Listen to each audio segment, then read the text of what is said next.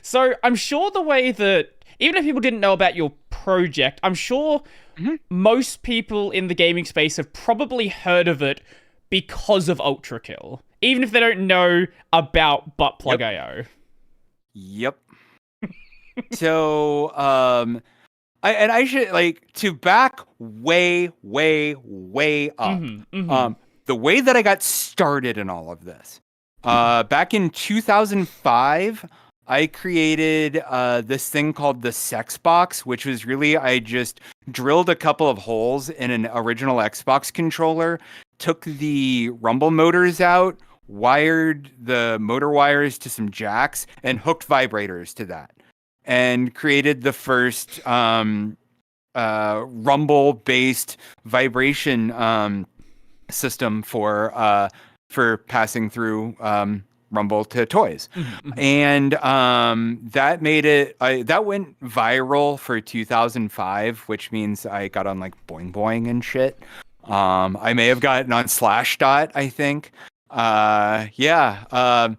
And I ended up taking that and hooking it to Burnout, the racing game where you're supposed to crash the car. I love Burnout. And yeah, like, so that became kind of my own little version of JG Ballard's Crash.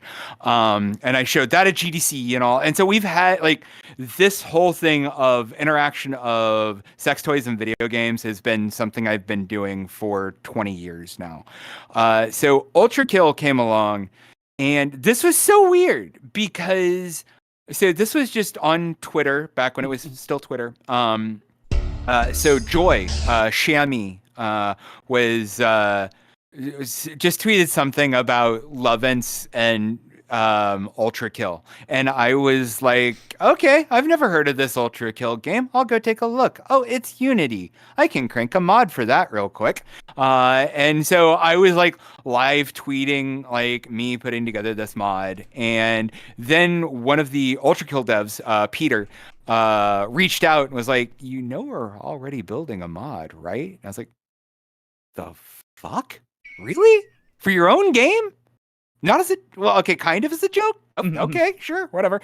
So I put mine aside, but Peter released his mod, which I ended up doing some patches on later, and then I found out what Ultrakill is, and more importantly, I found out what the Ultrakill community is. Oh my god. So those of you not familiar with the Ultrakill community, they're horny. Yeah. They're really horny. There's a minority of them that are not horny, that are really, really, really mad at the horny ones.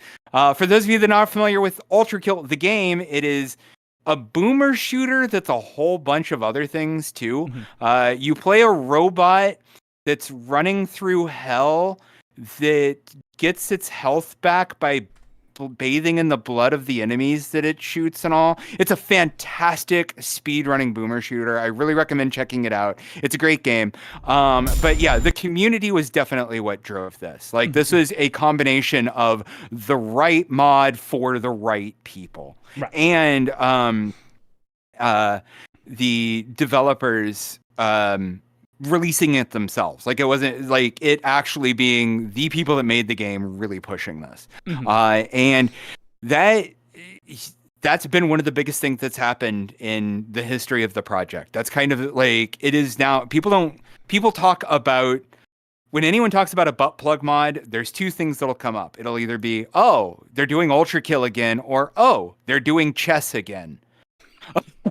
Those are the two things. So yeah, it's been great though. It's been super fun. I still get pings from the Ultrakill community like a couple times a month of someone finally like yet another person speed running Ultrakill with a butt plug. And I was like, good for you. I'm glad you're having fun. Like the first 100 you sent, they were cool, but like after that, you know. I mean, it just cute, like, yeah, it just the gift that keeps on giving. No, I like, my understanding is that like people in the community had like joked about a sex update for like a couple of years before that, And then yes, that was yeah. a long running joke. And now sex update, like Ultrakill made that a thing because then Cult of the Lamb did the sex update thing, but then they actually had sex-ish in the game. They had to stay PG-13. That was also that was when I did my Cult of the Lamb mod, because I was just like, no, if you're saying you're getting a sex update, god damn it, you're getting a sex update. My Cult of the Lamb mod is not good, but it is a sex update. Well, it's something. That's a really fun game as well. I love Cult of the Lamb. Oh yeah, no, it was fantastic. My mod, it just adds a follower interaction that if you choose it, your vibrator goes off and your follower pukes until you restart the game. Okay. I kept planning on going back to it, and I have all these people that are like, why did you do this? This isn't fun. I'm like, oh no, just the knowledge that people are using this is very fun for me. I do need to actually go fix that though. Oh man, that's I love the stuff that's being built around this. It's so cool. Like it's so much fun. Yeah. I always say a lot, like people take themselves way too seriously, right? Like this is a project where you got to take something serious. You don't want to hurt someone with like some weird broken firmware that lets you do things that are way outside what the device should be doing. But outside of that, like, it's just fun. I mean, you have to have fun with it. Like, and this is not to say I don't want people doing serious stuff with it.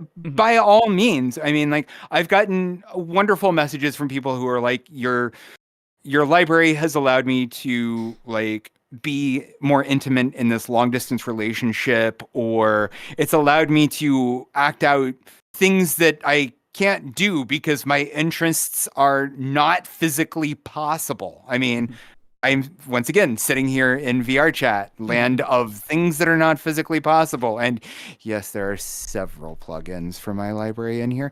No doubt. Yeah, I would not be surprised about that.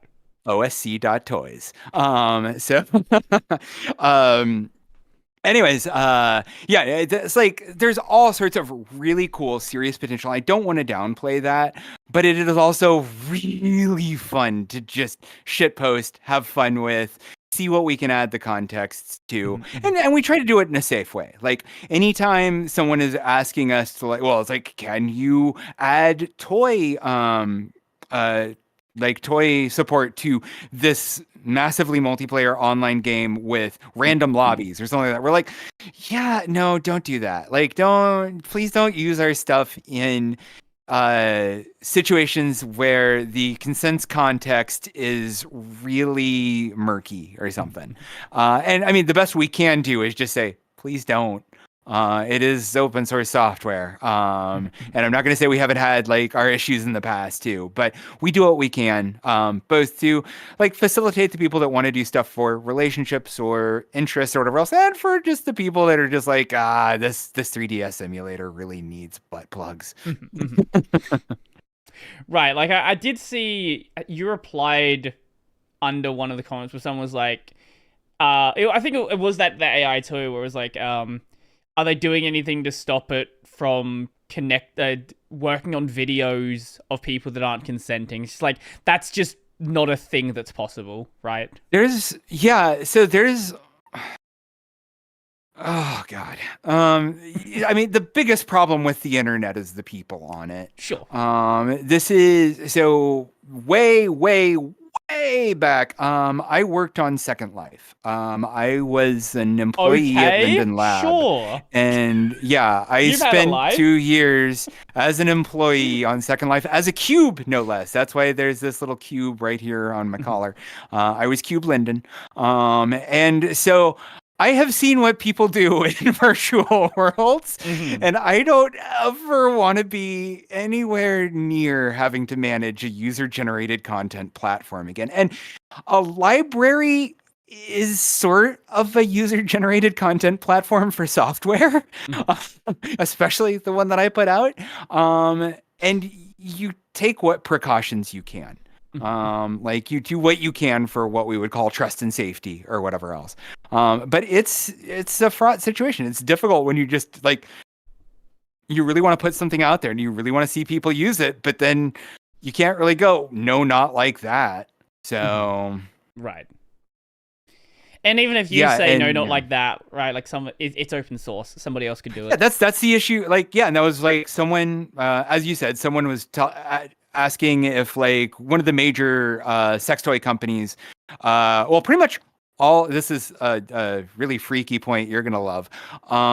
Almost all of the major sex toy companies now put out their own web browser. What? Yes. So it is very popular to rebrand Chromium with your sex toy. Can you give me an example? And Levent has their own browser. I think it's called Playmate or something like VibeMate. Okay. So I know Magic Motion puts one out. I don't know if Kiru puts one out. But yeah, there's like, so you basically repackage Chromium, rebrand it, and whenever you see a video element, it will just automatically ship it back to the company for AI processing and stuff. So basically it's a web browser that's supposed to specifically have like access to make it easier to use your sex toy, but it's also a fucking web browser. Like that's like this one of the central sources of trust on your computer and on the internet. Do you really want your sex toy manufacturer making that for you? No, you don't. So yeah, but anyways, that's where that AI question comes in though. Is it's like that thing is just kind of reaping video, and yeah, it's gonna pull whatever motion out of it at once, and that could get weird. That could get real weird. But there will be some sort of media uproar about it, I'm sure. Oh, for sure. Especially as these toys get more and more complex, right? Like if we're dealing with just, if you just have like a wand, right? You're entirely in control of what that's used for. But then when you have that piece where the company making the product is partially involved in it, and then media outlets find that it can be used with whatever illegal material, yeah. Well, and we're also I would expect this year we're going to see the first major integrations of sex toys with LLMs. It's already happening in the hobbyist scene, but some sex toy company is finally just going to do the dumb thing and make AI companions that can actually also control your toy. And shit's gonna get weird. Like shit's gonna get Charlie Strauss level weird. Like I'm not looking forward to it, honestly. But it is inevitable. Right.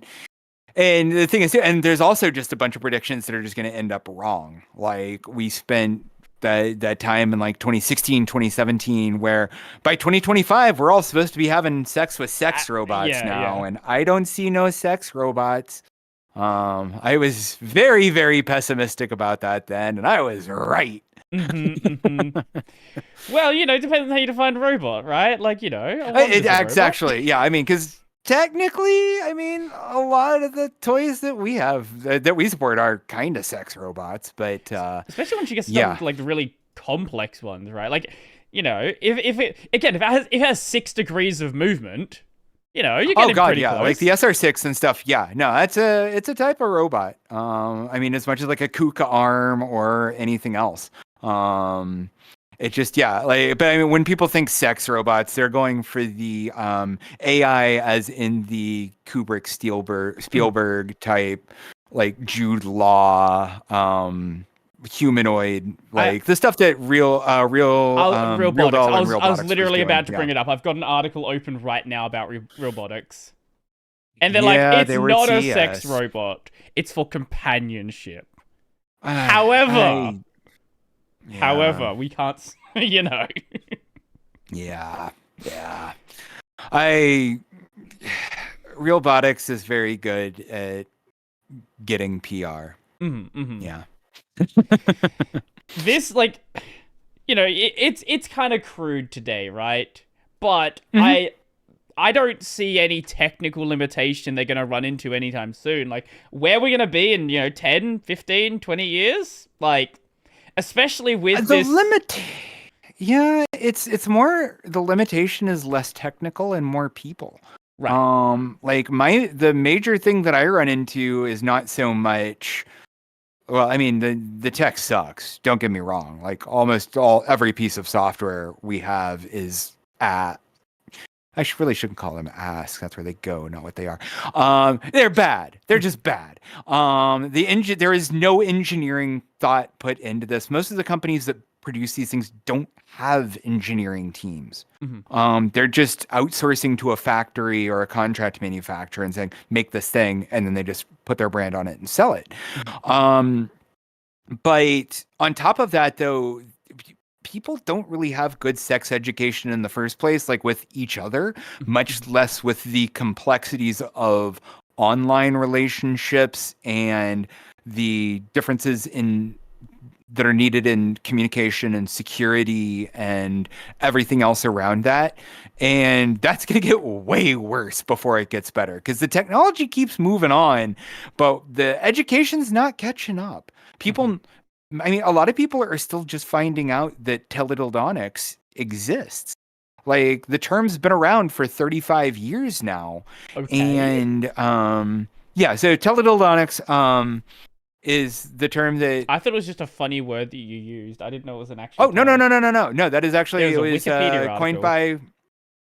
coined by Reingold in a Mondo 2000 article in 1990. It's a outgrowth of the term dildonics that Ted Nelson coined in 1976 as part of computer lib dream machines. Close, So there's 95. your You almost got it. yeah. 75, sorry. So Yeah, yeah. um, I mean, people are still finding out that there are computer controlled sex toys because a lot of people just don't even really know what sex toys are out there. Mhm, So mhm. it's a huge problem of knowing what's out there and then catching up with what the current state of it is, what you can and can't trust, so on and so forth, which is the same with every other. I mean, this is the same issue that people have with social media and misinformation and all that stuff. It's just Well, even just the using tech a keeps computer, moving. right? Like, And there's a lot of people yeah. who, like, I remember when I had to teach my mum how to send an email. Yep. Yeah, and things just keep getting more complicated, but we don't move everyone along with it. Yeah, yeah. So it's just gonna continue to be interesting's the best and most neutral term I can put to it, I think. Mhm.